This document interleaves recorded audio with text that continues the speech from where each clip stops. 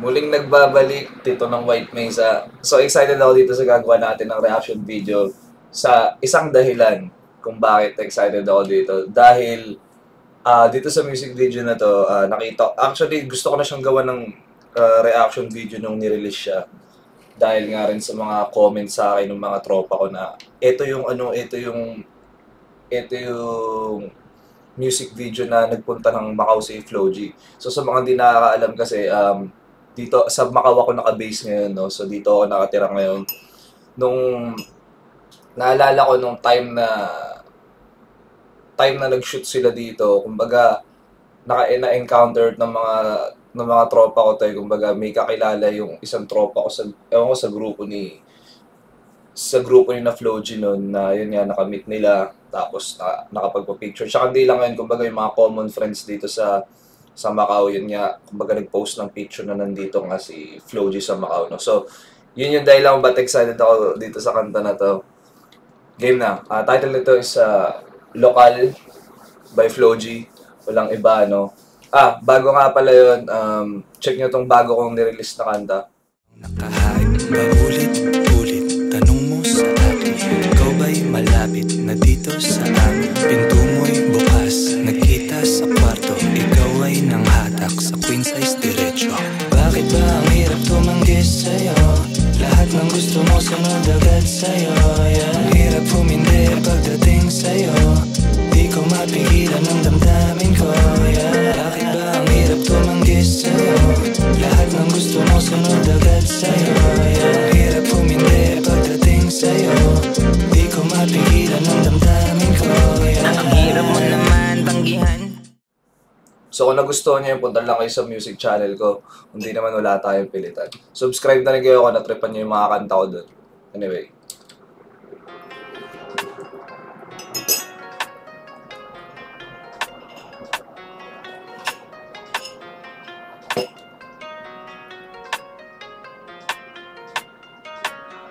Flippy on the beat. Dami ng hits, di pa nag-miss, wala mintis. Pagkausapan ay millions, dito ka please, di manipis. Numero dami ng zero, billion ng views. Kung magkano na sa piso, sige compute, doon ka confused. Di mo malaman magkano conversion, hala invento ng version. Halo-halo, sige talo-talo kayo mga hayop sa attention. Di lang to para Singapore to. Parang may ganito rin parang meron din ganito sa Macau, dito sa may type eh. Anyway, Singapore daw. sige talo-talo kayo mga hayop sa attention. Di lang to para sa presyo, iba-iba tinetreasure. Bukod sa pera connection na pinupush, di lang fame. Para to sa game, sa laro, ini-aim na makarating sa tuktok, humiling. Pagkatapos kilos ng gusto, dumating din, puti binuhos ko. Isa lang yun sa mga trendsetter. Dati pa naisip ko na to, never. Talagang lagi ko lang tinotodo, hanggang umabot sa ganitong level. Dami na sa pagkasinalo. Gusto ko yung instrumental, kumbaga, yung sample na ginamit sa instrumental, variation. Kumbaga, yung ganun tunog, variation. Hanggang umabot sa ganitong level. Dami na sa pagkasinalo, di pa rin natalo malamay weather yung way. Palaban pero kakasalan pagka mataas yung rate. Local lang hindi imported, iba dating ng smoke, kaya dalhin yung swag. Local lang hindi imported, Hey! sabog, typical yung style. Local lang hindi imported. Kaya nasa Macau na tayo, guys. Ito yung parte na inaabangan ko eh. Biglang tayo dito. Pinakita yung ng Macau. Sa airport, going to Macau. Ayan, dito tayo. So, ito, para feeling ko, ano kaya naging thought process nila dito? Like, paano yung naging process nila? Like, talaga nung nag-shoot sila, kumbaga, from Singapore talaga, tara, tapos na tayo dito, doon naman tayo sa Macau mag-shoot. Ganun kaya yung naging sistema nito? Or, kumbaga on separate occasions or isang lakad lang talaga. Iba dating ng smoke, kaya dalhin yung swag. Local lang hindi imported, kada gawin sa boat, typical yung style. Local lang hindi imported. Ito guys, ang atin nakakaalam, Local lang Venetian to, no? Ito yung papunta sa casino to.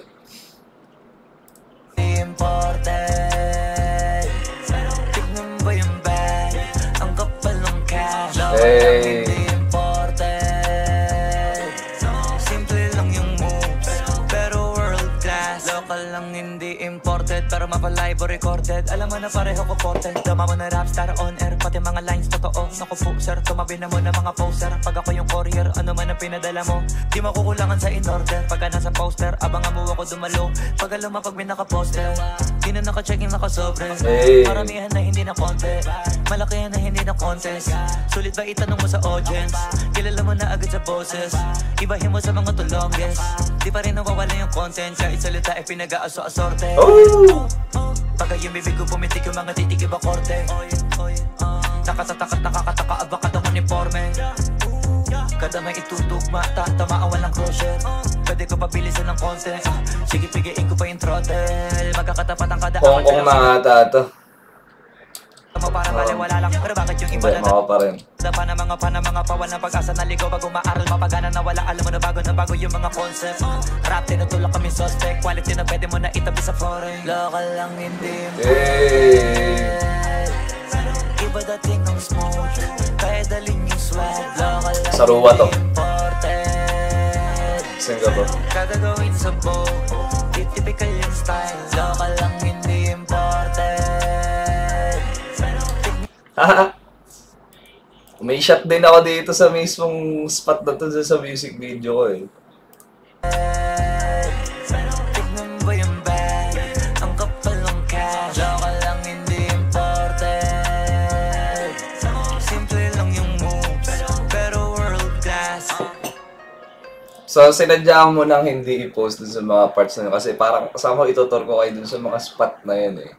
Kumbaga, tinapos ko lang din yung kanta talaga dahil nag-enjoy din. Kumbaga, napansin ko din, parang wala akong post talaga. Ang sarap lang pakinggan ng flow talaga ni Flo G. Like, especially dito sa kanta na to, no? Like, ito yung mga tipong type beat ni Flo G na ang sarap pakinggan dahil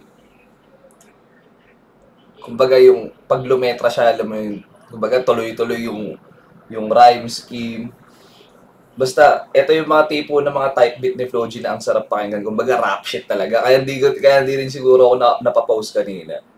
Kumbaga, wala na akong masasabi siguro sa dami ng naging reaction video kay Flo G. Siguro naman na i-reiterate ko na lahat ng kailangan ko explain sa, kumbaga, kung sino siya, no? Para sa akin. So, pag-usapan na lang natin to. Tayo sa mga. Tignan ba yung bag? Ang kapal ng cash. So, itong spot na to, sa ano to? Sa Rua do Campo to. Tignan ba yung bag? Ang kapal ng To, sa Rua to. Itong neighbor. Ito yung overpass to eh. Ito siguro, ito tinatayo nila, yung mismong frame ng camera, sa ano to, sa overpass to. cash. Local lang hindi Ito namang lugar na to sa Fisherman's Wharf. imported. Simple lang yung moves. Ito kung napanood nyo na yung vlog ko, yung nag-hiking kami. Ito yung sa Tin Hau Temple, no, sa may Ama statue. Ito yung Tin Hau Temple. Pero world class. Fisherman's Wharf ulit. Local lang hindi imported, pero mapalive. Ito Senado Square or aka San Malo. Ito yung parang, kumbaga, paano ko sabihin? Ito yung pinakasikat na landmark dito sa Macau. Like, kumbaga, usually mga turista, pag sinabi, ito yung, kumbaga, number 1 na pupuntahan talaga San Malo. No?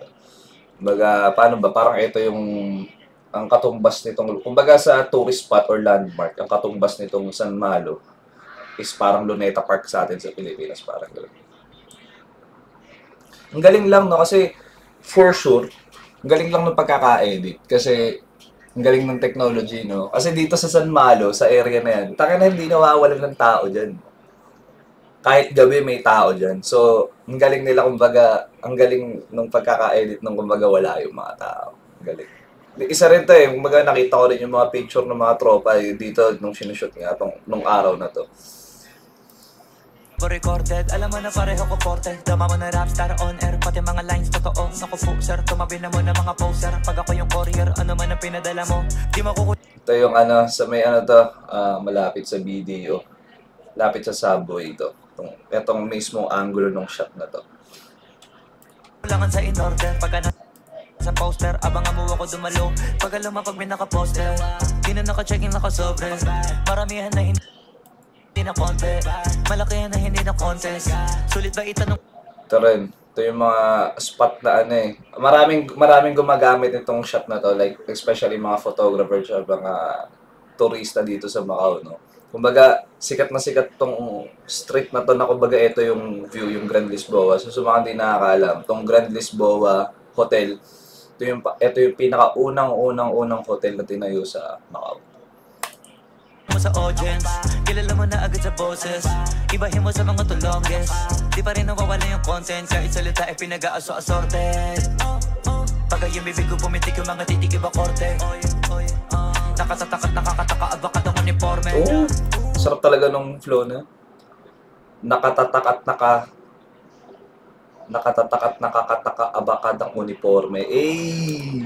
Nakakataka, abakat ang uniforme. Kada may itutugma, tatamaan walang Crosshair.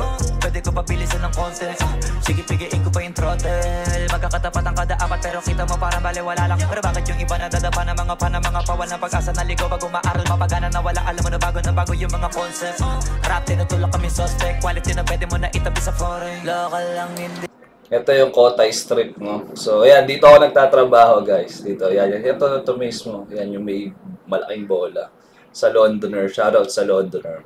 Shoutout sa Gordon Ramsay Macau. Diyan ako nagtatrabaho, guys. So, hindi ka magtatawag bakit ito yung napiling. Isa sa mga i-frame dito sa music video kasi sobrang ganda rin talaga ng nitong hotel namin sa gabi. Imported. Iba dating ng smoke. Kaya daling yung swag. Local lang hindi imported. Kada gawin sa boat. Ito, Wynn Palace. Ito, isa rin ako sa ano nito, yung nag-open nitong Wynn Palace nung ano nga ba, 2017 ba inopen to 2017 inopen to eh. Isa ako sa nag-open itong hotel. Typical yung style. Local lang hindi imported.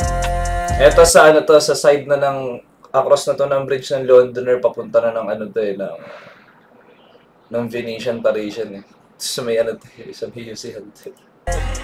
Tignan ba yung bag? Ang kapal ng cash. Local lang hindi imported. Ito, Parisian. Ito, dito kami sumasakay ng bus pag pauwi. Parisian. Simple lang yung moves, pero world class. So, shoutout sa buong crew, no? Sa bumuo nito music video na to. Shoutout sa inyo. As always, napaka-solid ng production, no? Ayan, especially kay Flip D, no? Kumbaga, Flip D talaga ito yung day ones nila, nagsisimula pa lang sila. Kumbaga, yun yung maganda eh, sa ganito eh. Like,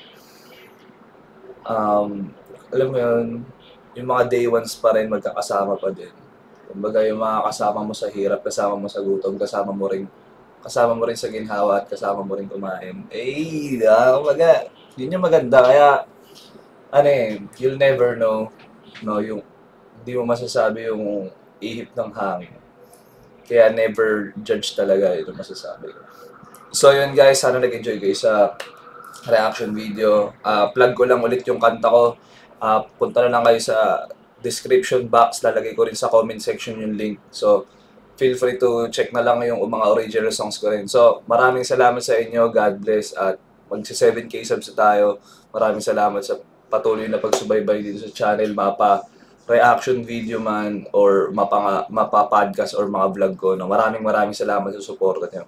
Tulad ng sinabi ko, etong first 10,000 subscribers ng White Mesa, kayo yung itinuturing kong day ones, no? So, kung ano man mangyari sa channel, kumbaga sama-sama rin talaga tayo. Anyway guys, have a nice day.